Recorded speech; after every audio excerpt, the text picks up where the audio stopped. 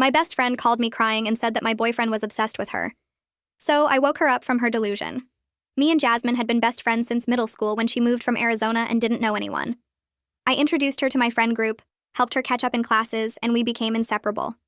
We went to different colleges but stayed close, talking every day and visiting each other monthly. After graduation, we both moved back to our hometown and got apartments 10 minutes apart. That's when I started dating Alex. Alex worked at the engineering firm downtown, and we met through my cousin's birthday party. He was shy, funny, and genuinely kind. Jasmine was happy for me at first, saying it was about time I found someone decent after my string of terrible relationships. She'd come to our movie nights, join us for dinner, and everything was normal for about 4 months. Then Jasmine started acting weird. She'd text me after hanging out saying Alex kept staring at her. I'd laugh it off because Alex barely made eye contact with anyone besides me due to his social anxiety. She'd say he was finding excuses to sit next to her when we all went out. In reality, I always sat in the middle with Alex on one side and Jasmine on the other. She started dressing up more when she knew Alex would be around, wearing low-cut tops and asking if she looked good.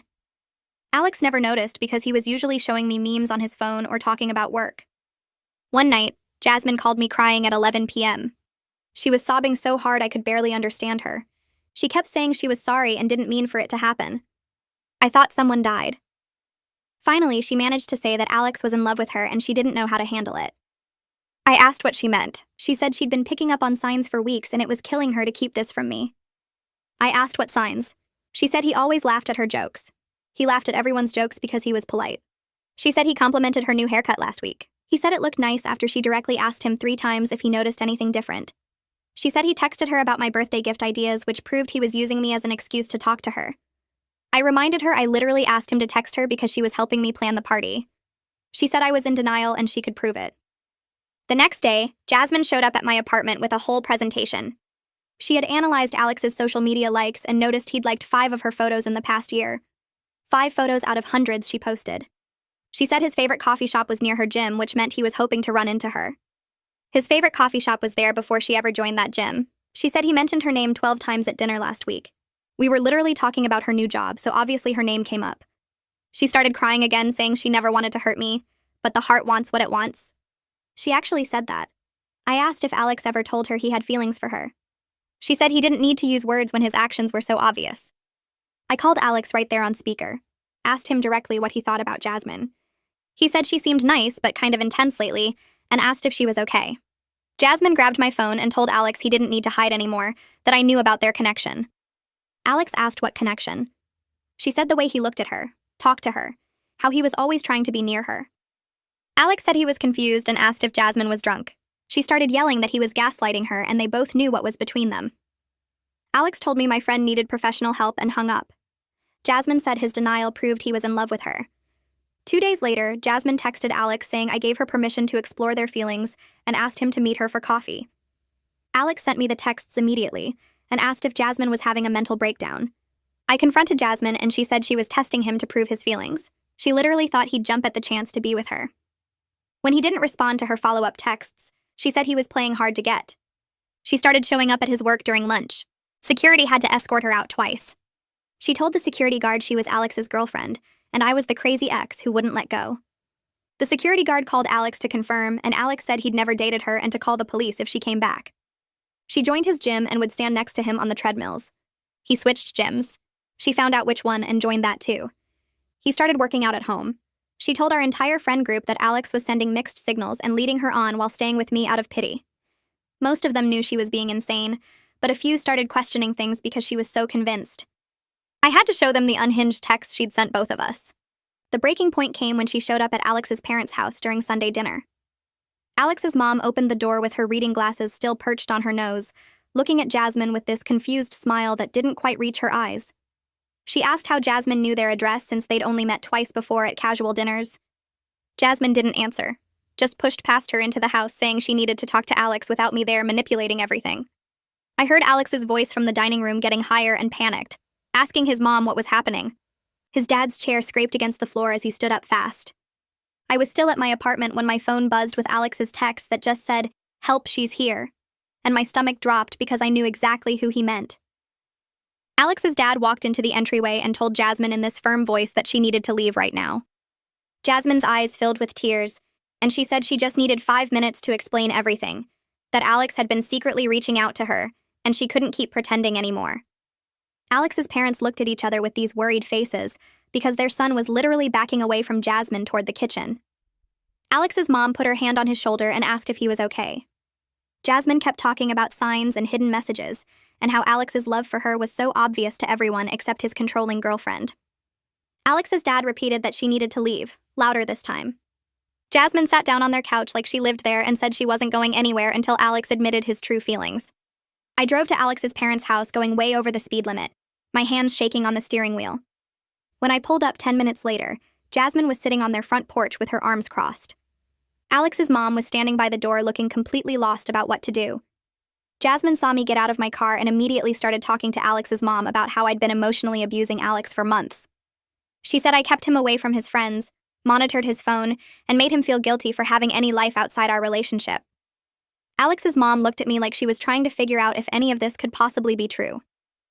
I walked up the porch steps and Jasmine stood up, getting right in my face. She said Alex deserved someone who trusted him, someone who didn't need to control every second of his day. I could see the neighbors' curtains moving as people watched this scene play out on a quiet Sunday evening. I tried to keep my voice calm and told Jasmine she needed professional help. She laughed this bitter laugh and said that's exactly what manipulative people say when they're losing control. Alex's dad came outside with his phone in his hand and said he was calling the police. Jasmine's whole face changed and she screamed that I was the one who needed help, that my insecurity was so bad I had to invent this whole story about her being obsessed. She yelled about how I couldn't handle that Alex might have feelings for someone else, someone better. More neighbors came outside now, standing in their yards watching. An older man from across the street started walking over asking if everything was all right. Jasmine turned to him and said her boyfriend's crazy ex was harassing her. Alex appeared in the doorway looking pale and exhausted. The neighbor looked confused, asking Alex if he knew what was going on. 2 police cars pulled up about 5 minutes later. Jasmine immediately stopped yelling and wiped her face, switching to this calm, rational voice that made my skin crawl because it was so fake. She smiled at the officer and said there'd been a misunderstanding, that she came to visit her boyfriend and his parents overreacted. The officer asked who the boyfriend was, and Jasmine pointed at Alex. The officer walked over to Alex and asked directly if this woman was his girlfriend. Alex said no, he'd never dated her and she needed to leave. The officer asked if Alex wanted her here, and Alex said absolutely not. Jasmine's face did this thing where it just crumpled, like someone had reached inside and pulled all her bones out. She looked at Alex with these huge wounded eyes and said he didn't have to lie anymore, that she understood his family was putting pressure on him. The officer asked Jasmine to come with him to her car. She stood up slowly, staring at Alex the whole time like she was waiting for him to change his mind. The officer had to physically guide her by the elbow because she kept stopping and turning back. When they got to her car, the officer talked to her for a few minutes while his partner took statements from Alex and his parents. Jasmine got in her car finally and started the engine.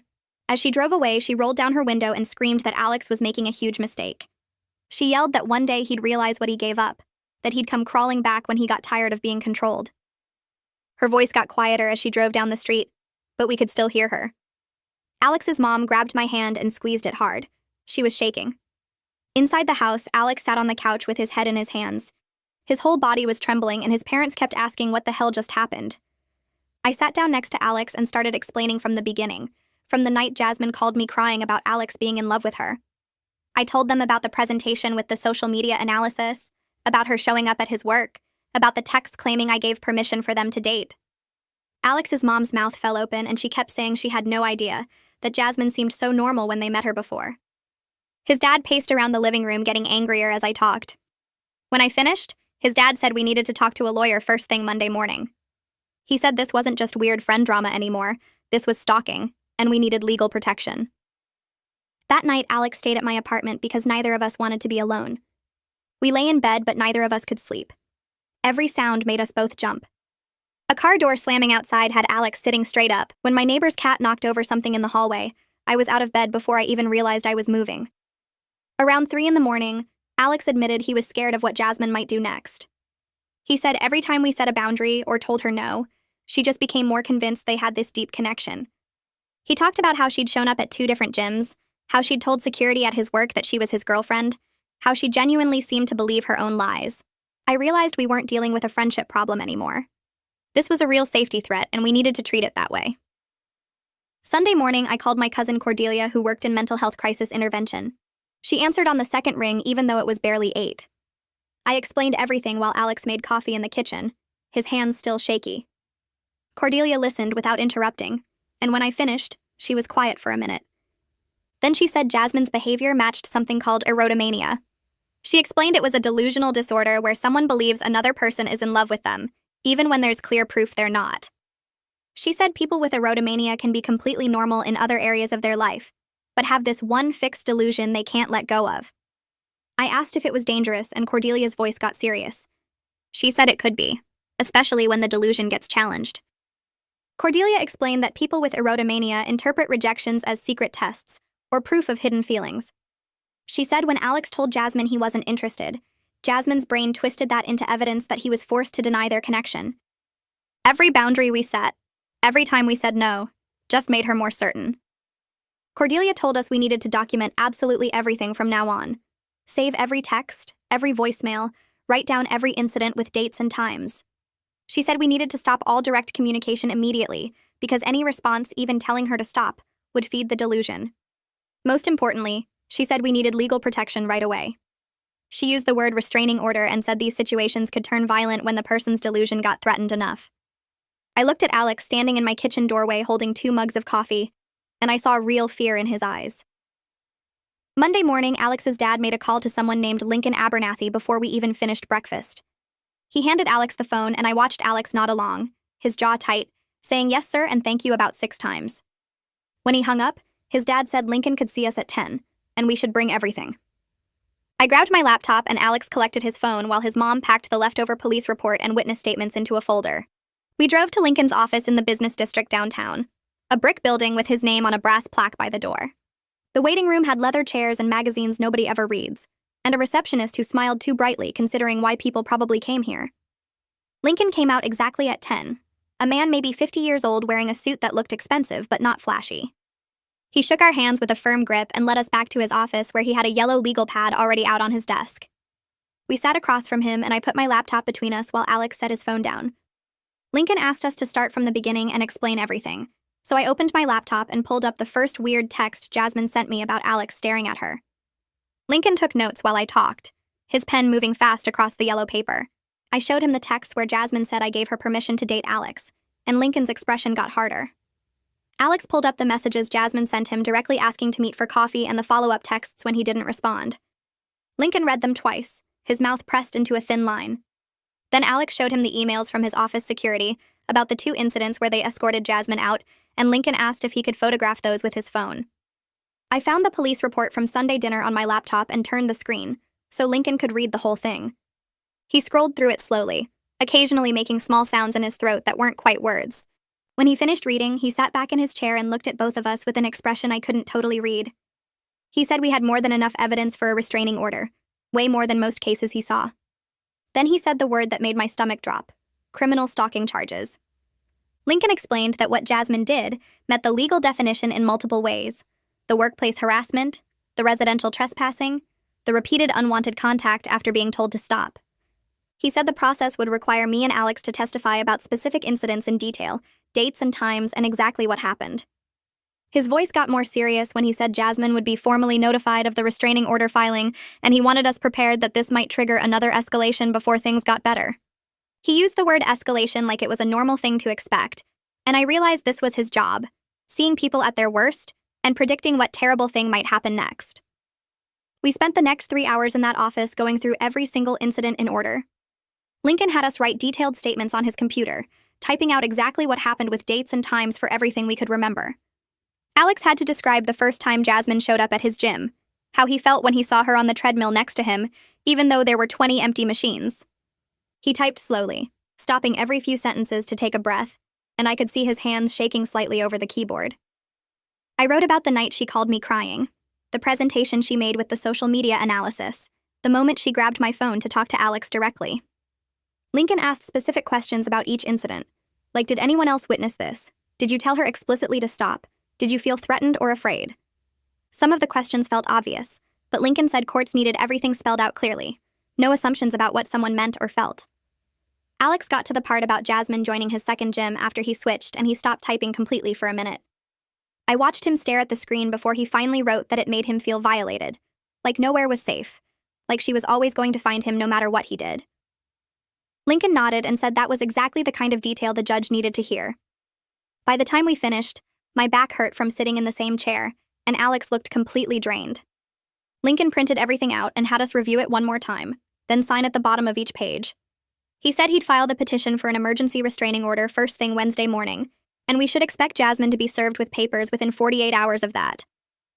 That afternoon, my phone rang while Alex and I were eating sandwiches in my car outside a gas station. It was Myra, and she sounded upset before she even said hello. She told me Jasmine had shown up at her apartment that morning crying and saying Alex got his family to threaten her with lawyers. Myra said Jasmine claimed we were ganging up on her because Alex didn't want to admit his feelings publicly, and his parents were helping him hide the truth. I could hear the uncertainty in Myra's voice, like she was starting to question the version Jasmine had been telling everyone. She asked me directly if that was true, if Alex's family really threatened Jasmine. I told her no. Jasmine trespassed at their house during Sunday dinner, and they called the police, which was not a threat, but a legal response to someone breaking the law.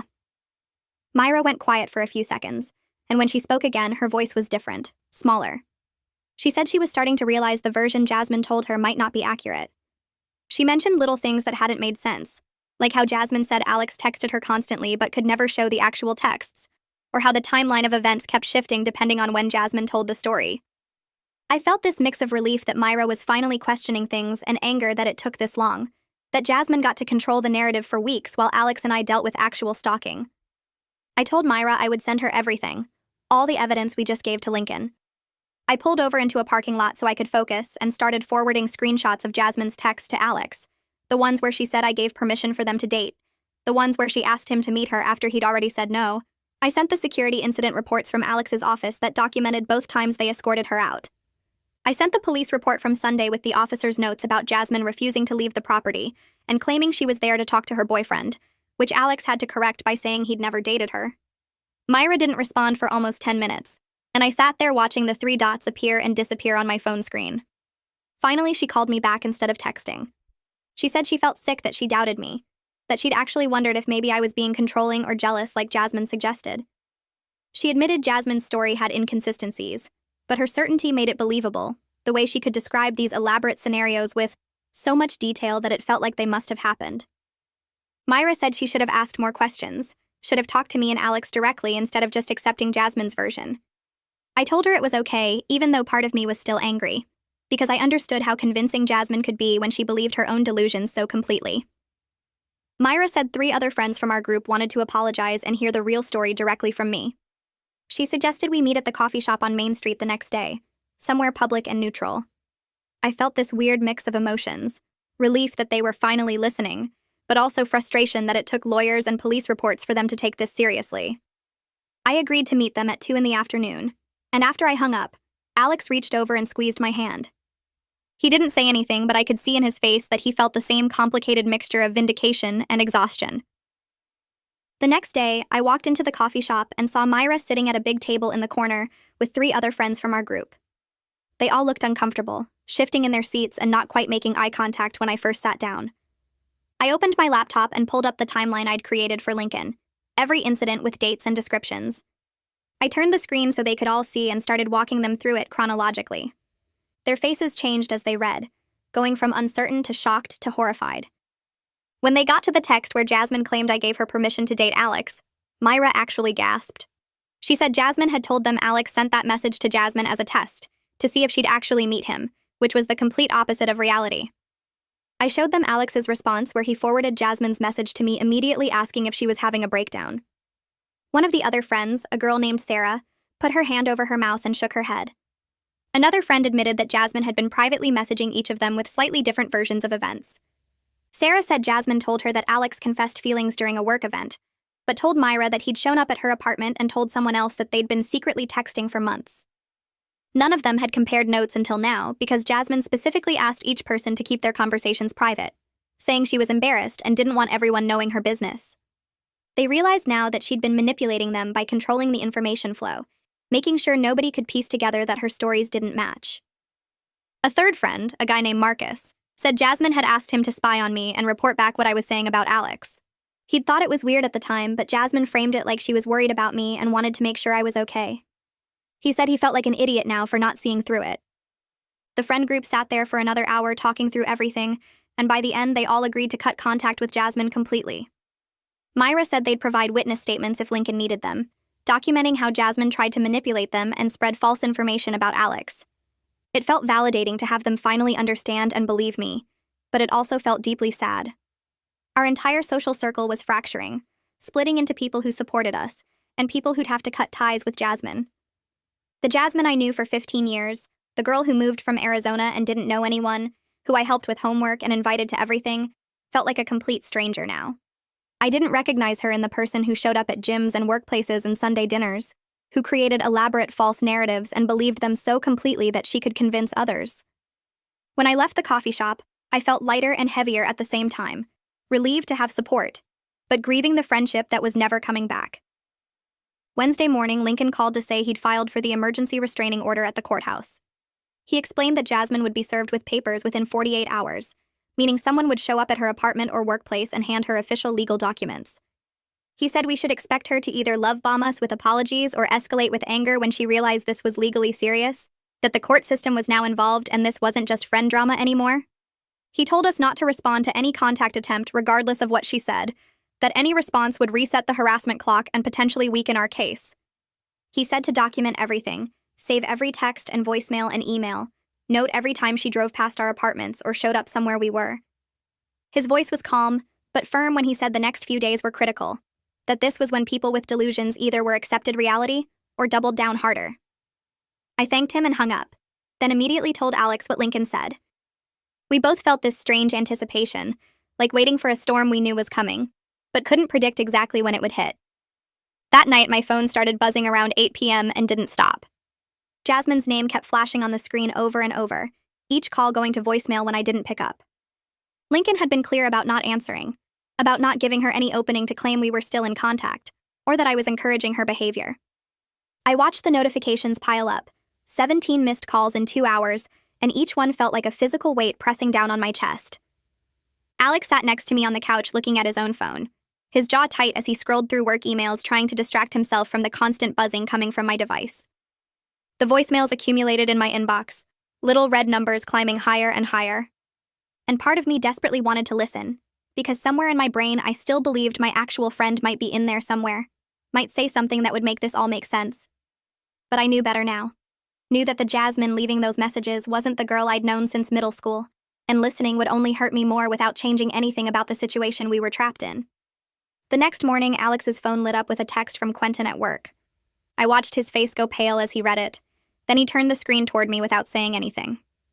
Jasmine had shown up at their office building again, apparently thinking she could just walk in and see Alex like nothing had happened, like Lincoln hadn't filed legal paperwork and warned her to stay away. Security recognized her immediately from the previous incidents and called the police before she even made it through the lobby doors. Quentin's text said she'd been arrested for trespassing since the building management had formally banned her from the property after the second time she'd harassed Alex during his lunch break. She was in police custody now, actually arrested with handcuffs and everything, and the reality of how far this had escalated hit me like a truck. This wasn't just friend drama anymore or even stalking that we could document and report. This was criminal charges and jail time and a permanent record that would follow Jasmine for the rest of her life. Lincoln called an hour later and his voice was calm, but I could hear the satisfaction underneath when he explained what happened. Jasmine had spent 4 hours in a holding cell before her parents posted bail and got her released, and he said this actually strengthened our restraining order case significantly because it showed the pattern continuing even after police involvement and official warnings. The judge would take it seriously when we went to court, would see that Jasmine wasn't just confused or going through a rough patch, but actively refusing to respect boundaries even when those boundaries were enforced by law enforcement. He told us to keep documenting everything, to save any texts or calls or attempts at contact, because each piece of evidence made our case stronger and showed we genuinely needed legal protection from someone who wouldn't stop on her own. Friday morning, my phone rang with an unknown number, and I almost didn't answer, thinking it might be Jasmine calling from a different phone to get around being blocked. But something made me pick up and Jasmine's mom's voice came through the speaker, choked with tears and barely coherent. She said they'd had no idea things had gotten this bad, that Jasmine had been telling them Alex was her boyfriend and I was a jealous ex-friend trying to break them up out of spite. They'd believed her because why wouldn't they believe their own daughter? and now they were devastated to learn the truth from the police report and the trespassing charges and everything we'd documented. Her mom kept apologizing over and over, saying she should have known something was wrong when Jasmine's stories didn't quite add up, when she refused to let them meet Alex or got defensive when they asked normal questions about the relationship. I felt bad for her because I knew what it was like to watch someone you love disappear into delusion, to realize the person you thought you knew had been replaced by someone you didn't recognize at all. Jasmine's dad got on the phone after her mom couldn't talk anymore through the crying. His voice was tight and controlled, like he was barely holding himself together, and he asked if there was any way to resolve this without legal action, because they were trying to get Jasmine into psychiatric treatment. I understood what he was asking, understood that he wanted to protect his daughter from having a restraining order and criminal record. But I also remembered Alex's face when Jasmine showed up at his parents' house during Sunday dinner. I explained as gently as I could that we'd tried everything else, that we'd been patient and understanding and given Jasmine so many chances to stop. But she'd showed up at Alex's family home, and that crossed a line we couldn't uncross. He went quiet for a long moment and then said he understood, that they'd cooperate with whatever we needed and provide any information that might help get Jasmine the mental health treatment she clearly required. Before he hung up, he said he was sorry. Not just for what Jasmine had done, but for not seeing it sooner.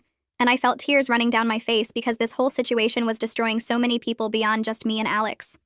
Lincoln called back Tuesday afternoon to tell us the restraining order hearing was scheduled for the following Tuesday morning at 9 a.m.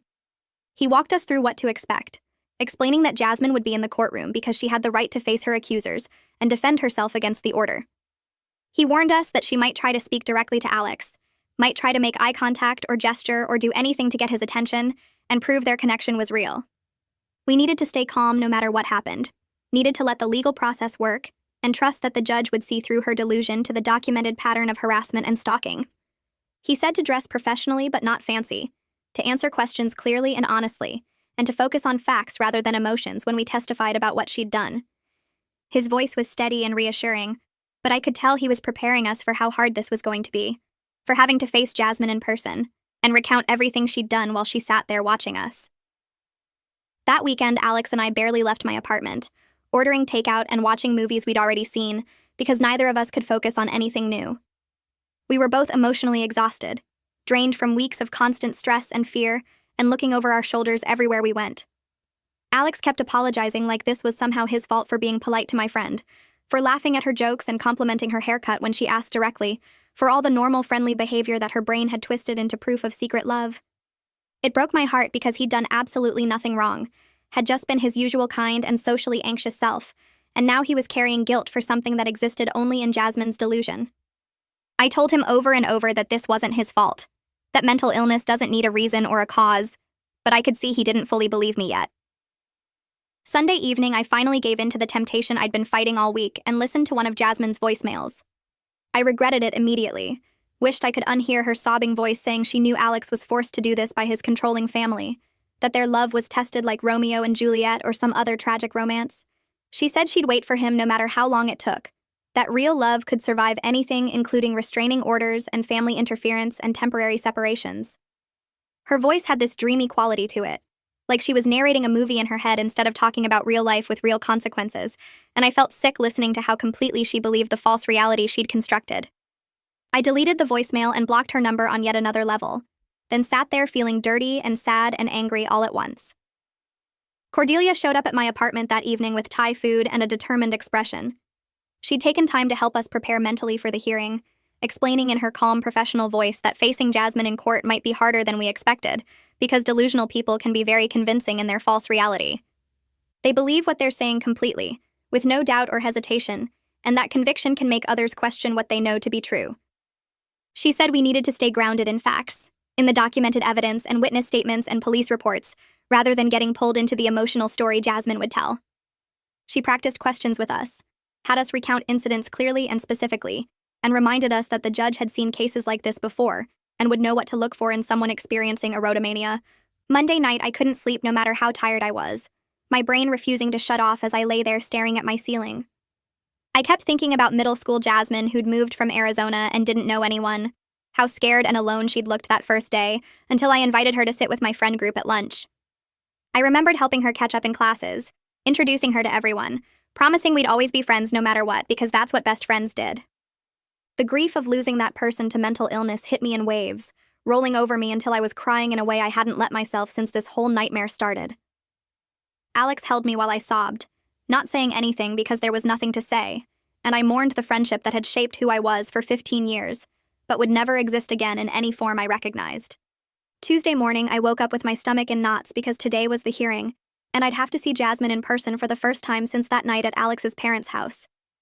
We got to the courthouse 40 minutes early because Alex wanted to be prepared, and Lincoln had told us to arrive with time to spare in case there were any last-minute issues.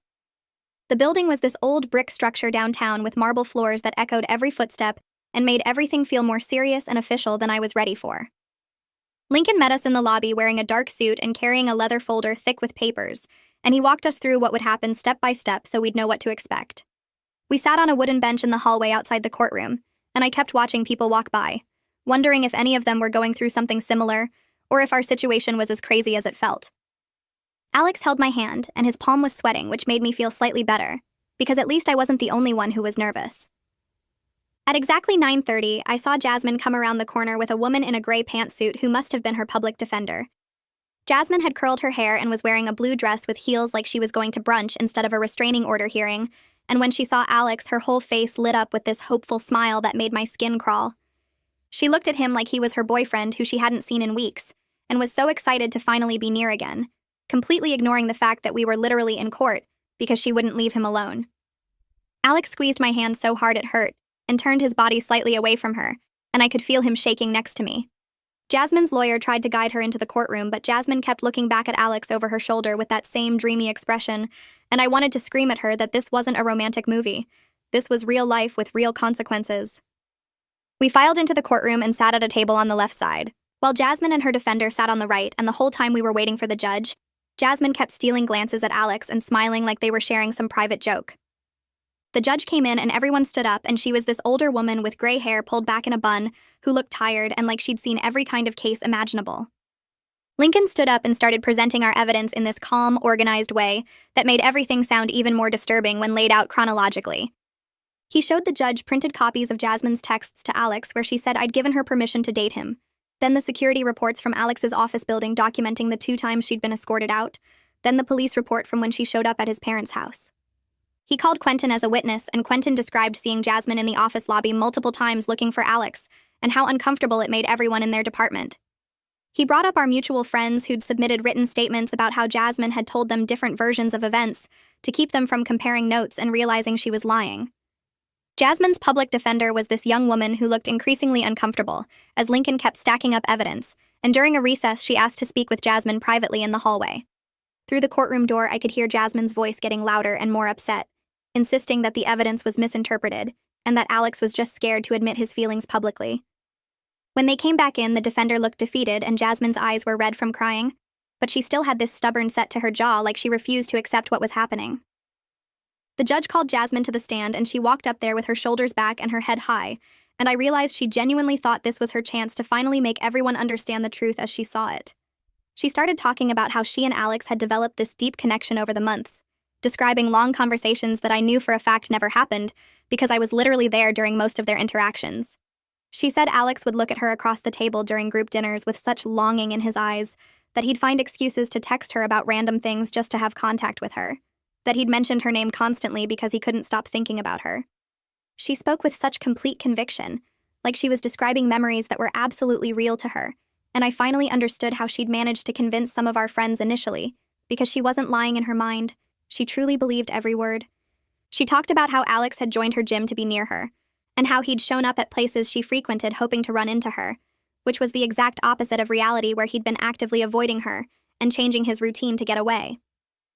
The judge was taking notes and her expression stayed neutral, but I saw her eyes narrow slightly. When Jasmine described a conversation where Alex supposedly confessed his feelings, and Lincoln immediately pulled out Alex's work calendar, showing he'd been in a meeting during the time Jasmine claimed this happened, Jasmine didn't even seem bothered by the contradiction, just said the meeting must have been on a different day, because she remembered the conversation so clearly. When Lincoln asked her about the text where Alex explicitly said he wasn't interested, Jasmine smiled, and said that was just him being cautious because he was worried about hurting me, that she could see the real truth in how he looked at her when he thought no one was watching. The judge asked her to step down and called Alex to testify, and I could see his hands shaking as he walked up to the stand. His voice was quiet at first, and the judge had to ask him to speak up. And he described how scared he'd felt when Jasmine started showing up at his work and his gym. He talked about changing his entire routine, looking over his shoulder constantly, feeling unsafe in places that used to be normal parts of his day. He said he'd stopped going out with friends because he was worried she'd show up, that he'd started having anxiety about leaving his apartment because he never knew where she might appear next. His voice cracked when he talked about the night she showed up at his parents' house, and how violated he felt that she'd tracked down their address and invaded his family's home. The whole time Alex was speaking, I was watching Jasmine's face, and she was smiling, actually smiling like he was declaring his love instead of describing how much fear and stress she'd caused him. She had this soft, dreamy look in her eyes like she was watching a romantic scene in a movie, completely disconnected from the reality of what he was actually saying. The judge noticed too because she kept glancing at Jasmine with this increasingly concerned expression. When Alex finished testifying, the judge asked Jasmine to stand, and she looked directly at her and asked in a very clear, firm voice if Jasmine understood that Alex did not want any contact with her. Jasmine's smile didn't waver, and she said that what Alex says and what he really feels are two different things, that she can see the truth in his eyes even.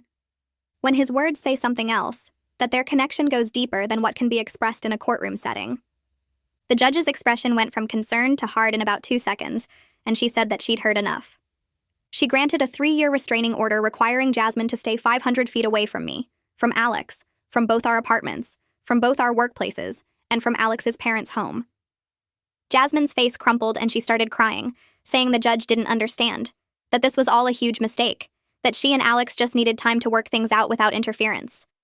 Her lawyer put a hand on her arm trying to calm her down, but Jasmine kept talking, her voice getting louder and more desperate as she insisted that real love couldn't be stopped by a piece of paper. The bailiff stepped forward and Jasmine's lawyer physically guided her toward the exit while she was still crying and protesting. We walked out into the courthouse hallway, and I felt shaky with relief and exhaustion, like I'd been holding my breath for weeks and could finally let it out. Jasmine's parents were waiting outside the courtroom, and they approached us looking completely broken. Her mom had tears running down her face, and she kept apologizing, saying they had no idea things had gotten this bad because Jasmine had told them Alex was her boyfriend, and I was just jealous. Her dad looked about 10 years older than the last time I'd seen him at a barbecue 6 months ago, and he said they were taking her to get a full psychiatric evaluation that day because clearly something was very wrong. I could see they were grieving too, mourning the daughter they thought they knew and trying to accept this stranger who'd replaced her. Her mom reached out like she wanted to hug me, then pulled back, and she said she was so sorry for everything Jasmine had put us through. They'd make sure she got the help she needed. They walked away toward where Jasmine was standing with her lawyer near the elevators, and I watched them put their arms around her while she cried into her mom's shoulder. Lincoln pulled us aside and explained that violating the restraining order was a criminal offense that would result in immediate arrest and possible jail time. He said we needed to document any attempted contact, no matter how small, save every text or voicemail or social media message, and report it to the police right away. He warned us that the next few weeks would be the highest risk period, because that's when people either accept the reality of the order or escalate in a last attempt to make contact. We thanked him and walked out of the courthouse into bright sunshine that felt surreal after the fluorescent lights and heavy atmosphere inside. That night, Alex and I ordered Chinese food and sat on my couch in complete silence for almost an hour. We were both too exhausted to talk, and I kept replaying moments from the hearing in my head, seeing Jasmine's face when Alex testified about being scared, hearing her insist that she knew his real feelings better than he did. Alex finally broke the silence and said he felt like he could breathe for the first time in weeks, that having the legal protection made him feel safer, even though he knew a piece of paper couldn't physically stop her. I realized my shoulders were up near my ears, and when I tried to relax them, they actually hurt from holding so much tension for so long. The next few days were quiet in a way that felt almost wrong. I kept expecting my phone to ring with Jasmine's number, or to see her car parked outside my apartment, and every time I heard footsteps in the hallway, I tensed up waiting for a knock that never came. The absence of constant crisis was almost as stressful as the chaos had been because I didn't trust that it was really over. Couldn't quite believe that the restraining order would actually stop her when nothing else had. A week after the restraining order, my phone buzzed with a text from Myra. She sent me a screenshot of a friend request from Jasmine on Instagram with a long message attached. The message rambled about how everyone had abandoned her when she needed them most, and how she thought real friends would stand by her through anything. Myra had blocked her immediately and reported it to both me and Alex. I stared at the screenshot, feeling this weird mix of relief and sadness, because at least our friends were finally taking this seriously, instead of questioning whether Jasmine might have a point. Myra texted that she felt stupid for ever doubting me, and that seeing Jasmine try to manipulate her way back into their lives made her realize how sick Jasmine really was. 3 days later, Alex got an email from his workplace security with an update. Jasmine hadn't attempted to enter the building since the restraining order was served. The security team had circulated her photo to all the guards and updated the access system to flag her immediately if she tried to enter any company property. Quentin stopped by Alex's desk that afternoon and mentioned that word had spread around the office about what happened. Alex's face went red, and he looked down at his keyboard because he hated being the center of attention, and the idea of his coworkers knowing his personal business made him want to disappear. But Quentin said everyone was looking out for him now, and if anyone saw Jasmine anywhere near the building, they'd report it right away. That night, Alex told me he'd actually gotten emotional in the bathroom at work because people cared enough to protect him, and he wasn't used to that kind of support from anyone except me. 2 weeks after the hearing, I was making dinner when Jasmine's mom called. My stomach dropped when I saw her name on my phone because I didn't know if this meant more problems or what. Her voice sounded tired when she told me that Jasmine had been officially diagnosed with erotomania by the psychiatrist they'd taken her to see. She explained that Jasmine was starting treatment with medication and therapy, but still didn't believe she was sick. Jasmine kept insisting that everyone was conspiring against her, and that the diagnosis was just another way for me and Alex to turn people against their relationship. Her mom said at least Jasmine was in the mental health system now, where professionals could monitor her, and hopefully the medication would start working soon. I thanked her for calling and updating us, even though it must have been hard for her to admit her daughter needed that level of help. The next week, I made an appointment with a therapist because I couldn't stop thinking about all the times I'd explained away Jasmine's weird behavior. I kept replaying moments from the past few months, wondering if I should have seen this coming or done something differently. The therapist's office was in a building downtown, and I sat in the waiting room picking at my cuticles until she called me back.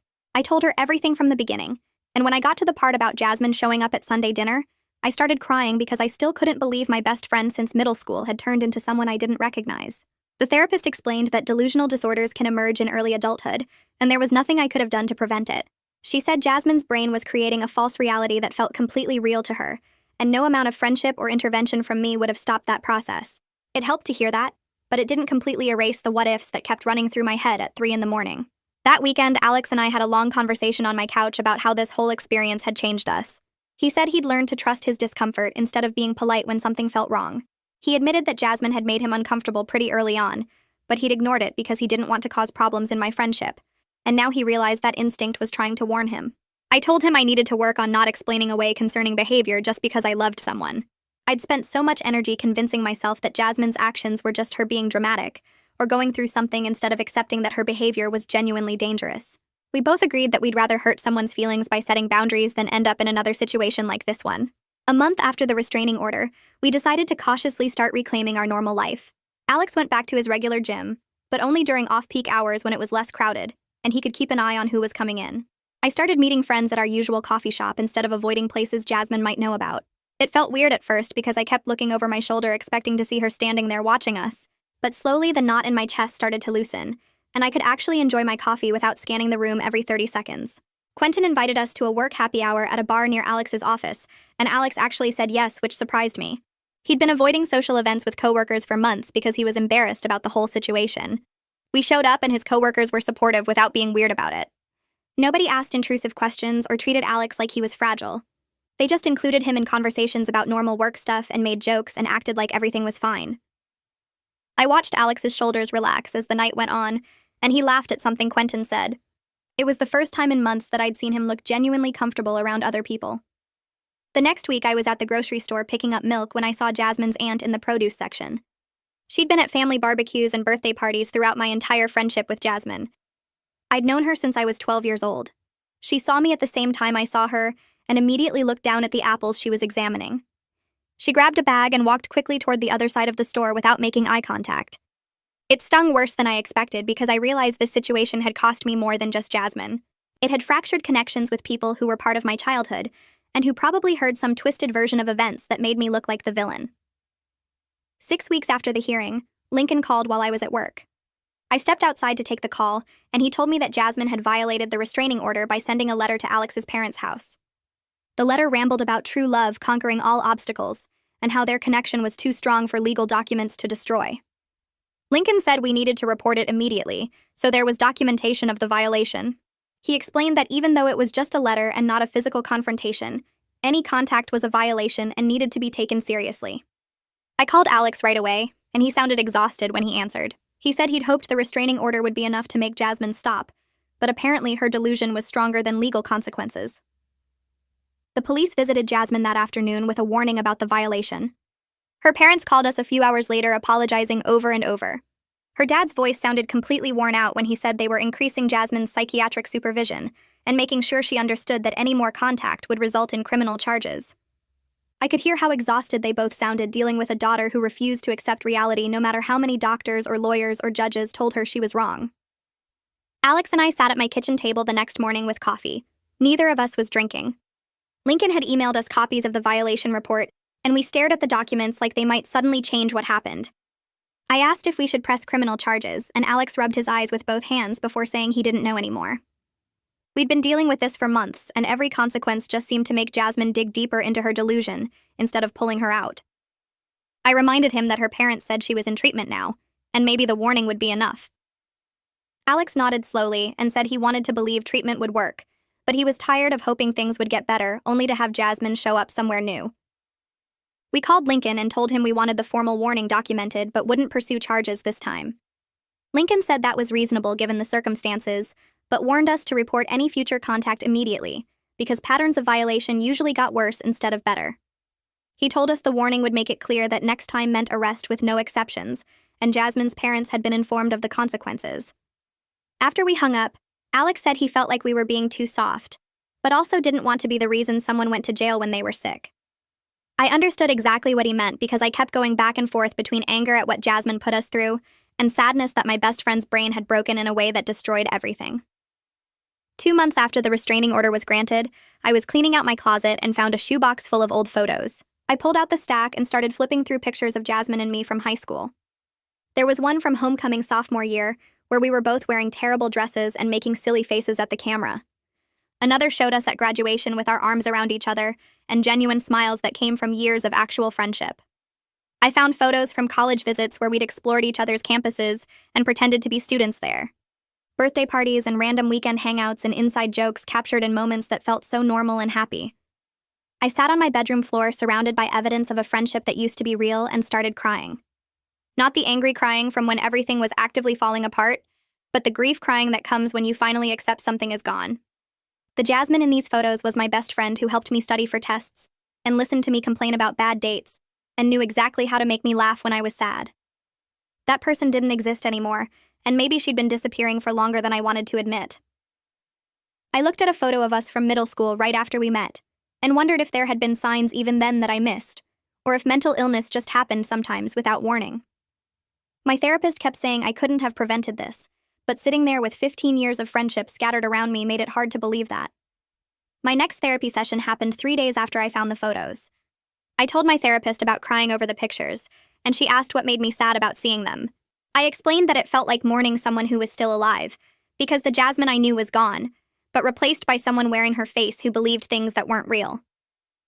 My therapist nodded and said, "Grief doesn't only happen when someone dies." She explained that I was grieving the loss of who Jasmine used to be, and the friendship we had, and that was completely valid even though Jasmine was still physically alive. I asked how I was supposed to grieve someone while also maintaining a restraining order against them, and she said those two things didn't contradict each other. She told me I could be sad about losing my friend while still protecting myself from the person she became. I could remember the good parts of our friendship while acknowledging that continuing any relationship now would be dangerous. She said holding both of those truths at the same time was hard, but necessary, and it didn't make me a bad person for choosing safety over loyalty to someone who couldn't respect boundaries. I left that session feeling like someone finally gave me permission to be sad without feeling guilty about the restraining order. I could miss who Jasmine was, and still know that keeping her away from us was the right choice. A week later, Alex and I were making dinner at his apartment when he told me something that surprised me. He said his anxiety had decreased a lot over the past few weeks, and he was sleeping through the night again instead of waking up at every sound. I realized I'd noticed him seeming more relaxed but hadn't connected it to the absence of constant threat. He explained that for months he'd been looking over his shoulder everywhere he went, checking his car for signs someone had been near it and dreading his commute because he never knew if Jasmine would be waiting somewhere. Now he could go to work without scanning the parking lot first. He could go to the gym without wondering if she'd show up on the treadmill next to him. He could visit his parents without worrying about finding her on their porch. I watched him chop vegetables with steady hands and realized how much tension he'd been carrying that I'd gotten used to seeing. His shoulders weren't hunched anymore, and he wasn't constantly checking his phone for notifications from unknown numbers. I told him I was glad he could breathe again, and he said it made him realize how much stress we'd both been living with for months. I hadn't thought about my own stress as much because I was focused on protecting him, but hearing him describe the relief of normalcy made me notice that I felt lighter too. We weren't jumping at shadows anymore, and that felt like getting part of our lives back. 3 months after the restraining order, I met up with Myra and 2 other friends from our group at a coffee shop. We'd been trying to rebuild our friendships after everything that happened with Jasmine, and it was slowly starting to feel normal again. Nobody mentioned Jasmine directly, but there was this understanding between us that we'd all learned something from missing the warning signs. Myra talked about a guy she'd been dating who gave her a weird feeling, and instead of ignoring it like she might have before, she asked direct questions and trusted her gut when his answers didn't add up. Another friend mentioned that she'd been reading about manipulation tactics because she felt stupid for believing Jasmine's different versions of events. I realized our entire friend group had been changed by what happened, and we were all more careful now about taking people at their word without evidence. We didn't talk about Jasmine much anymore because there wasn't anything new to say, and rehashing it just made everyone uncomfortable. But sometimes someone would reference something that happened before, and we'd all have this moment of shared understanding about how different things were now. Our group had settled into a new normal that didn't include Jasmine and probably never would again. It was sad in a way, but also felt stable and safe, and I was grateful these friends had stuck around after everything got messy. 4 days later, I got a text message from a number I didn't recognize. My stomach dropped before I even opened it because unknown numbers meant potential violation and more legal drama. But when I read the message, it was from Jasmine's mom using a new phone number. She said she wanted to update me on Jasmine's treatment and asked if I was willing to hear it. I called Alex before responding, and we decided together that hearing updates from her parents were different from contact with Jasmine herself. I texted back that I was willing to listen, and Jasmine's mom called me within minutes. Her voice sounded tired but also cautiously hopeful when she explained that Jasmine was responding to medication and starting to have moments of clarity. I asked what that meant, and she said Jasmine had stopped insisting that Alex was in love with her, which was huge progress even if it seemed like a small thing. She explained that Jasmine still struggled to accept full responsibility for what happened, and sometimes slipped back into thinking everyone was against her. But there were moments now where Jasmine acknowledged that her thoughts about Alex weren't based in reality, and that was more progress than they'd seen in months. I asked if Jasmine had said anything about me, and her mom paused before saying Jasmine remembered our friendship, but couldn't quite reconcile the person she remembered with the person who got a restraining order. I told her I understood and thanked her for the update. After we hung up, I felt this complicated mix of relief that Jasmine might be getting better, and sadness that even with treatment, she might never fully understand what she put us through. The following Sunday, Alex's parents invited us over for dinner. I felt nervous driving to their house because the last time we'd been there, Jasmine was sitting on their porch refusing to leave. But when we arrived, everything was calm and normal. His mom answered the door with a smile, and his dad was in the kitchen making Alex's favorite pot roast. We sat at the same dining room table where the crisis had happened months ago, but this time we talked about regular things like Alex's work and his mom's book club and plans for the holidays. His mom had made mashed potatoes exactly how Alex liked them, and there was apple pie for dessert. We laughed about silly things, and his dad told stories about Alex as a kid that made everyone crack up. The whole evening felt peaceful in a way that seemed almost miraculous after months of chaos and fear. When we were leaving, Alex's mom hugged me tight and whispered that she was glad we were safe now. Driving home, I realized how much I'd missed normal family dinners where the biggest stress was whether there would be enough dessert. The absence of crisis felt like the greatest gift anyone could have given us. 4 months after the hearing, Alex surprised me by suggesting we take a weekend trip to the beach. We hadn't left town since everything started with Jasmine because staying local felt safer, and we could respond quickly if something happened. But Alex said he was tired of letting fear control our choices, and he wanted to do something normal that couples our age did. I agreed immediately because I'd been craving a break from all the locations tied to the stalking. We drove 3 hours to a beach town neither of us had been to before and checked into a small hotel near the water. Walking on the sand that first evening felt incredibly freeing because Jasmine didn't know we were there and couldn't show up unexpectedly. We could just exist without constantly scanning our surroundings for threats. That night we had dinner at a seafood restaurant, and Alex seemed more relaxed than I'd seen him in almost a year. We talked about things that had nothing to do with restraining orders or court hearings or mental illness. We made plans for where else we wanted to travel and what we wanted to do next summer. It felt like reclaiming our relationship from the shadow Jasmine's delusion had cast over everything. On our second day at the beach, Alex and I were walking along the shore when he stopped and turned to face me. The sun was setting behind him and his expression was serious but not worried. He said he'd been thinking a lot about our relationship and what he wanted for our future. I felt my heart speed up because serious conversations could go either direction. But then he smiled and said he wanted to move forward instead of letting what happened define us forever. He talked about maybe moving in together next year when my lease was up. He mentioned places he wanted to travel with me and things he wanted us to experience together. He said he was tired of making decisions based on fear and wanted to start building the life we actually wanted, instead of the one Jasmine's stalking had forced us into. I felt tears in my eyes, but good ones this time because I wanted all of those things too. We'd spent so long in survival mode that I'd almost forgotten we were supposed to be building something together. Standing there on the beach with Alex talking about our future felt like coming back to life after months of just trying to get through each day. Driving home from the beach on Sunday afternoon, I realized something had shifted inside me.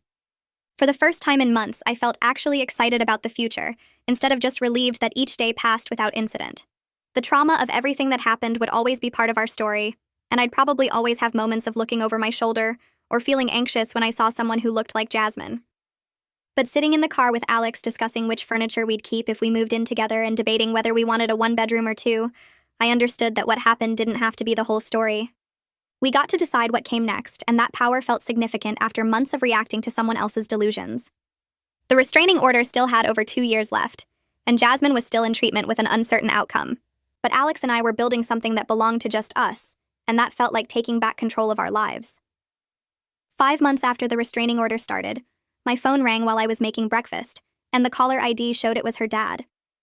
My stomach dropped because we hadn't talked since the courthouse hallway, when he apologized for not seeing the signs sooner. I answered, and he sounded tired but less panicked than the last time we spoke. He told me he wanted to give me an update about how things were going with treatment.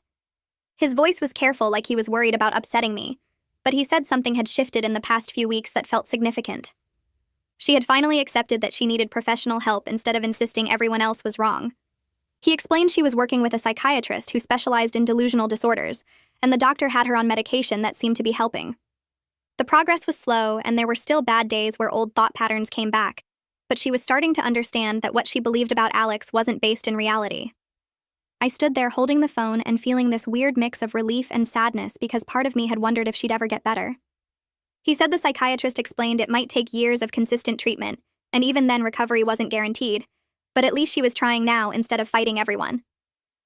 I asked the question that had been sitting in my chest for months, whether she had said anything about me or our friendship. There was this long pause on the other end of the line, and I could hear him breathing. He finally said she had expressed regret about losing the friendship, but still struggled to fully accept her role in what happened. She knew things went wrong, but couldn't quite connect her actions to the consequences in a way that showed real understanding. He said the psychiatrist was working on that part specifically because accepting responsibility was crucial for actual recovery. His voice got quieter when he said maybe someday she'd be healthy enough to make real amends, but that was years away if it happened at all. He wasn't asking me to forgive her or wait around for an apology that might never come. He just wanted me to know she wasn't the same person who showed up at Sunday dinner anymore, even if she wasn't fully well yet either. I thanked him for calling and told him I hoped treatment continued helping her. After we hung up, I sat at my kitchen table for a long time thinking about the friend I used to know and the stranger she became. That evening, Alex came over and I told him about the phone call. We ended up having this long conversation about whether we'd ever accept an apology from her if she offered one in the future. Alex said he'd been thinking about it too because part of moving forward meant deciding what forgiveness looked like for us. He said he could probably forgive her someday for what she put us through, especially now that we knew it was a genuine mental illness and not just manipulation. But forgiveness didn't mean going back to how things were before or letting her back into our lives. I agreed completely because even if she got healthy and understood what she did, the damage to our friendship was permanent. Too much had happened and too much trust had been broken. We both felt okay with that boundary, and it felt good to be on the same page about it. Alex said he didn't want to carry anger forever, but he also didn't want to pretend everything could be fixed with an apology. I realized that's exactly how I felt too, like we could let go of the worst feelings without opening ourselves up to being hurt again. We talked about how strange it was that someone we cared about became someone we needed legal protection from, and how that grief was separate from the relief of being safe now. 6 months after the restraining order was granted, our lives had settled into something that felt genuinely normal again. Alex got a promotion at work that he'd been working toward for over a year, and his boss specifically mentioned how impressed they were with his performance despite everything he'd been dealing with. I started taking a pottery class at the community center on Thursday nights, something I'd always wanted to try but kept putting off. The class was full of people who had no connection to the drama that had consumed months of my life, and I loved having that separate space where I was just someone learning to throw clay. We were planning a trip to visit Alex's college friends next month, people he hadn't seen in person since everything started because we'd been too anxious to travel. His friends knew the basic situation, but mostly they just wanted to hang out and catch up on normal life stuff. I bought new luggage for the trip and felt excited instead of worried, which seemed like a small thing but meant everything after months of constant fear. Alex and I went to movies without scanning the parking lot first. I met friends for coffee without that tight feeling in my chest, wondering if she'd show up. We existed in the world like regular people again instead of like targets waiting for the next incident. The restraining order still had 2.5 years left on it, and we'd been told through her parents that there had been no further violations since the letter incident. Her parents reported she was stable on medication and living with them while continuing intensive therapy 3 times a week. I felt sad about how everything turned out, because this wasn't the ending I would have chosen for a 15-year friendship. But I didn't regret protecting ourselves, and I didn't regret the restraining order. Sometimes caring about someone means accepting you can't fix them, and you have to prioritize your own safety. That's what I told my therapist, and she said it showed real growth in understanding healthy boundaries. On a random Tuesday evening, Alex and I were sitting on my apartment balcony watching the sunset and drinking iced tea. The air was warm, and I could hear kids playing in the courtyard below. Alex turned to me and said he was grateful we got through everything together because it proved we could handle hard things as a team. He said a lot of couples would have broken up under that kind of pressure, but somehow it made us stronger instead of tearing us apart. I agreed and realized I trusted him more now than I did before everything happened, which seemed backwards but made sense. We'd seen each other at our most scared and most stressed, and neither of us ran. We made decisions together and supported each other and came out the other side still wanting to build a life together. For the first time since that midnight phone call 6 months ago when everything started falling apart, I felt completely at peace with where we were. The fear that had been sitting in my chest for so long was finally gone, replaced by this quiet certainty that we were going to be okay. I was excited about the future instead of just relieved to survive each day. We had plans and dreams again instead of just crisis management strategies. Alex reached over and held my hand, and we sat there watching the sky turn pink and orange. I thought about how 6 months ago I couldn't have imagined feeling this calm or this hopeful. The trauma would always be part of our story, and I'd probably always have moments of looking over my shoulder or feeling anxious when I saw someone who looked like her from behind. But sitting there with Alex planning our trip and talking about maybe getting a dog next year and debating whether we wanted to move in together when my lease ended, I understood that what happened didn't have to define everything that came after. We got to write the next chapters ourselves, and that power felt significant after months of reacting to someone else's delusions.